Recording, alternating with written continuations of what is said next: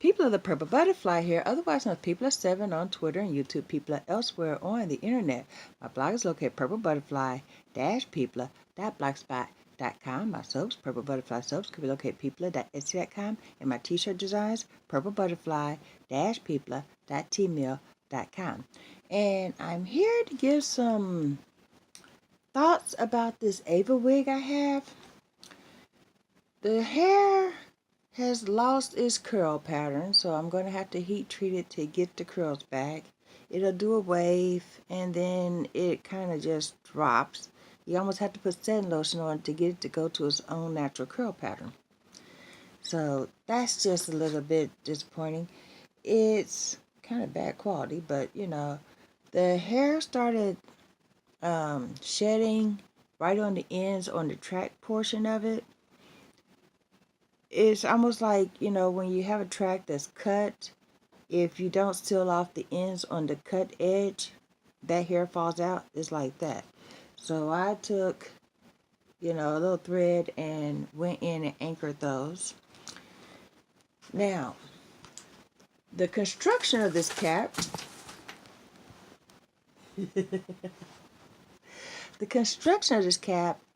is amazing. That's the one thing I will say. I wear a 24-inch circumference because I have a big head.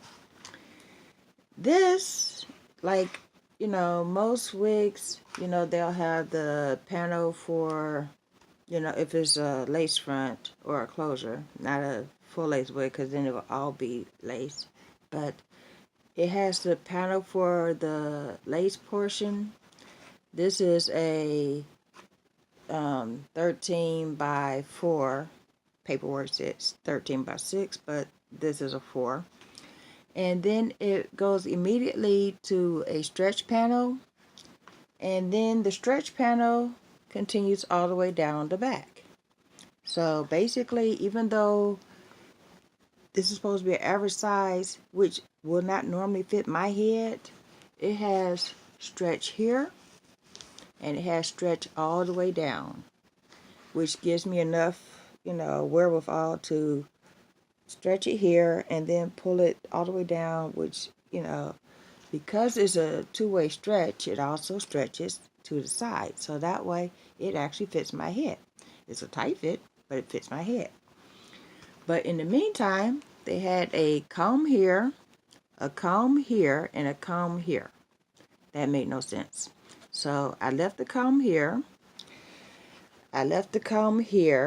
And I moved the comb that was right here to here, where right over the ear, and to right here.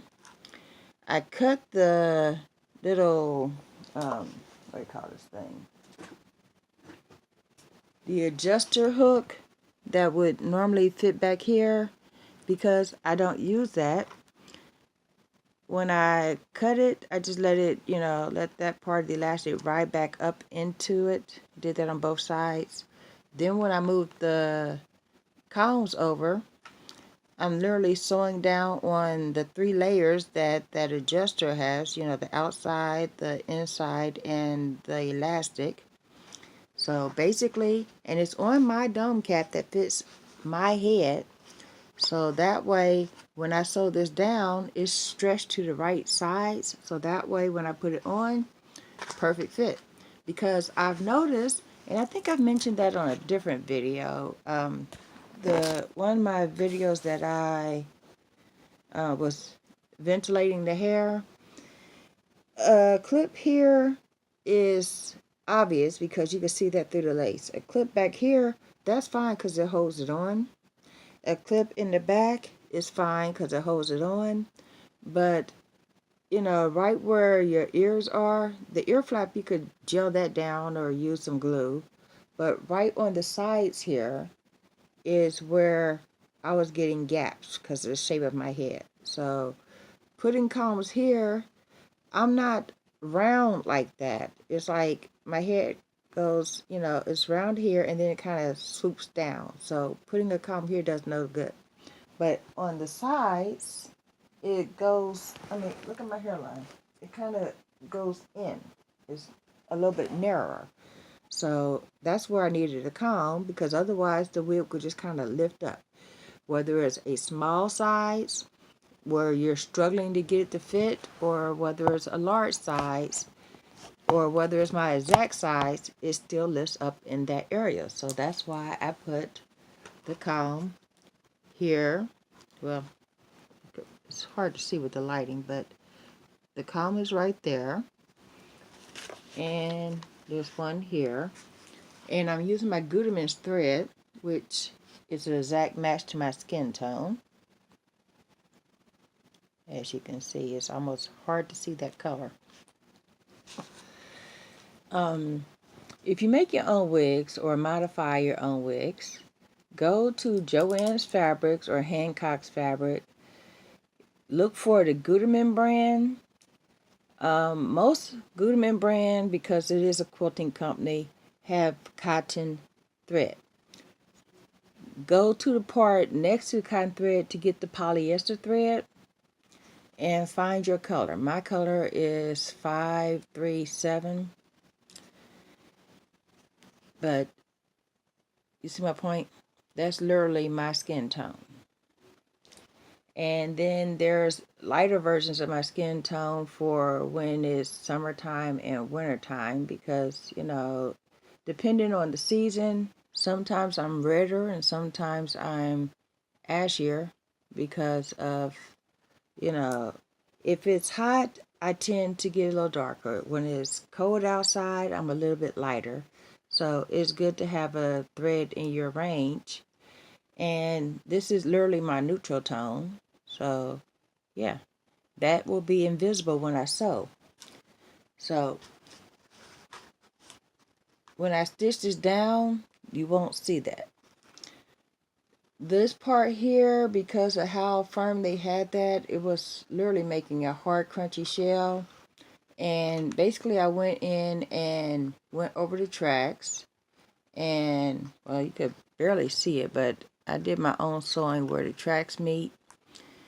I went inside and lifted it up and put fray check on each of these track lines, so that way it can't unravel. And when I'm done, it not only will fit me better, because, a comb here, a comb here, and a comb here, that just made no sense. First of all, with the size of my head, the combs are not evenly distributed. It was like one here, one here, one here, but they were, too close, because my hairline, as you could tell, this is my natural hairline. I have a V, or widow's peak, and then this side is crooked, and then this side kind of goes straight. So basically I have a straight portion, a widow's peak, and then a natural part right there.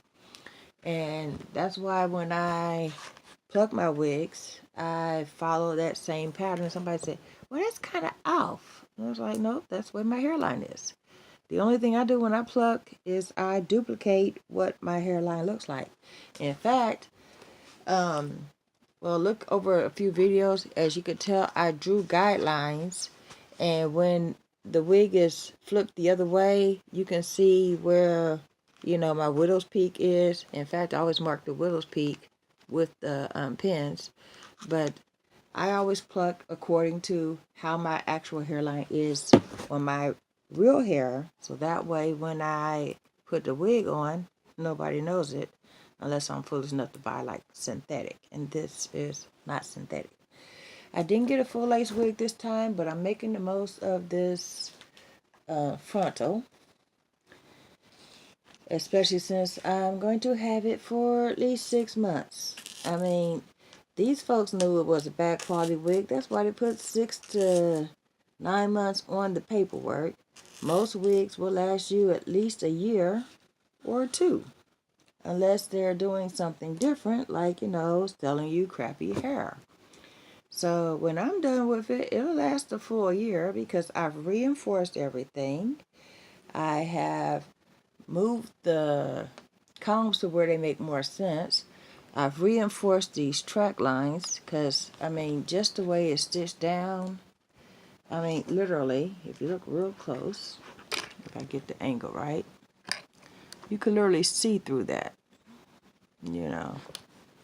I mean, see, like right here, you can see the scalp of the wig through the tracks, which means when it's on your head, depending on the hairstyle, you can see that, you know.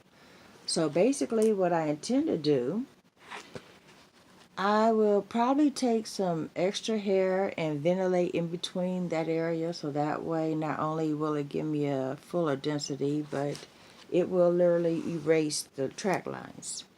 I almost took the wig completely apart, deconstructed, and I was going to just ventilate it in, but I figured it'd be quicker to just get some extra hair and ventilate everywhere I see an opening. You see that? Because if you can see through the wig surface when it's on a cap or on your block, that means you'll be able to see it when it's on your head. So then you'll have to be doctoring the hairstyles accordingly, so that way your secret is safe. I don't make any bones about the fact that I wear a wig, but by the same token, I don't want somebody coming up to me going, "Oh, I like your lace front. Oh, I like your wig." You know, the point of having a wig, you know, the substitute for when you're not doing your own hair, is to have it look natural and be discreet and not, you know, be something that's going to put you on blast. Anyway, that's my thoughts on that. I have a little work to do on this unit because I intend to wear it tomorrow. I took the wig off, not because the glue lifted, because I still had a week left on that. I wanted to wash my hair and change the braiding pattern because my hair not only has grown, but instead of flat braids, the braids were lifting up because it grew a lot. So I also took the liberty to take a braid straight across, and then after I braided both sides like this, one going across, so that way I get something to anchor the comb under. And then I took that braid and braided in between, well, braided the end into the rest of the braids, and then folded that under. So that way, instead of all my hair, because I mean it's down to here now, but when I fold it under and tuck it into that little spot I made, it makes a smooth silhouette. So between that and what I'm going to do with it now, it'll give me a more natural look than the wig that, you know, came with. It still doesn't look anything like the picture. I mean, hold on. I'll show you this.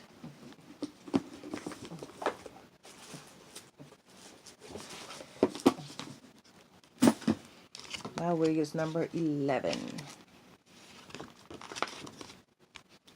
See that curl pattern?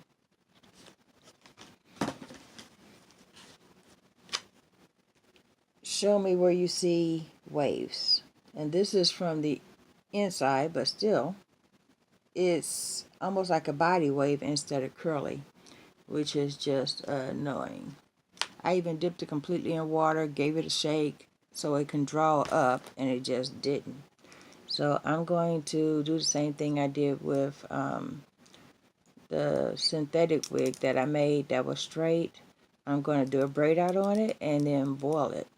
And by the time I'm done, it's going to be curly again. Yeah. But in the meantime, this has been People of 7 on Twitter and YouTube. People are elsewhere on the internet. My blog is located at purplebutterfly-people.blogspot.com. My soaps, Purple Butterfly Soaps, can be located at people.etsy.com. And my t-shirt designs, purplebutterfly-people.tmail.com. Y'all stay blessed, stay tuned. Bye now. Never give up on a wig. As long as there's hair on there, you can fix whatever's going on wrong with it. Bye now.